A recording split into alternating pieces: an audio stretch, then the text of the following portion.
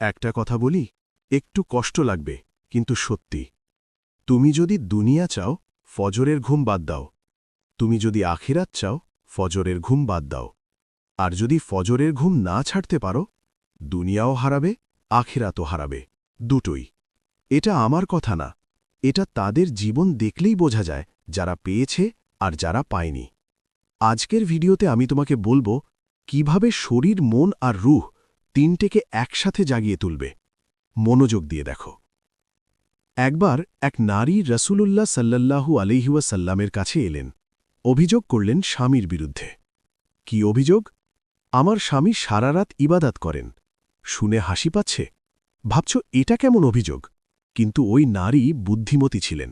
তিনি বলেননি স্বামী মারে, গালি দেয়, টাকা দেয় না। তিনি বলেছেন সারা রাত ইবাদাত করেন।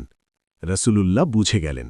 তিনি সেই স্বামীকে ডাকলেন, বললেন, আব্দুল্লাহ, তোমার স্ত্রীর প্রতি দায়িত্ব আছে, তোমার শরীরের প্রতি দায়িত্ব আছে, তোমার রবের প্রতিও দায়িত্ব আছে।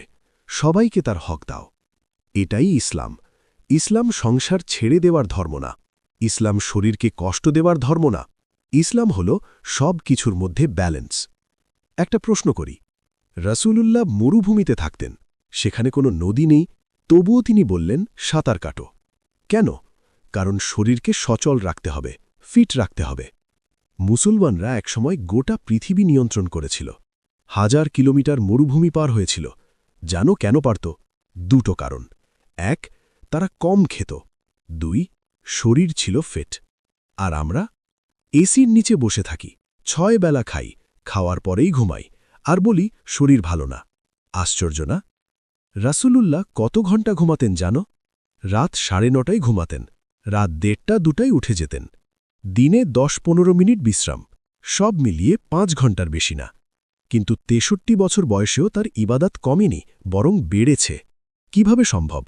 কারণ তিনি শরীরকে সঠিকভাবে ব্যবহার করতেন, অপব্যবহার করতেন না। তুমি কি জানো, মুসলমানদের ইতিহাসের সবচেয়ে প্রথম বেদাত কোথা থেকে ঢুকেছিল? আয়েশা রাদিয়াল্লাহু আনহা বলেছেন, মুসলমানদের মধ্যে প্রথম ফিতনা ঢুকেছে খাবারের থালা থেকে। চমকে গেলে? এখন একটু আরও পিছনে যাই। মানবজাতির ইতিহাসের সবচেয়ে বড় বিপদ কোথায় হয়েছিল? জান্নাতে। আদম আলাইহিসসালাম কি করেছিলেন জান্নাতে? অন্য কোনো পাপ না, শুধু একটা গাছের ফল খেয়েছিলেন। খাবার থেকেই শুরু হয়েছিল সবকিছু। রাসূলুল্লাহ বলেছেন, আমরা এমন জাতি, ক্ষুধা না লাগলে খাই না, আর যখন খাই পেট ভরে খাই না। কিন্তু আমরা খাবার দেখলেই খাই, বোর্ড হলে খাই, টেনশনে খাই, আনন্দে খাই। 6 বেলা খাওয়া কোনো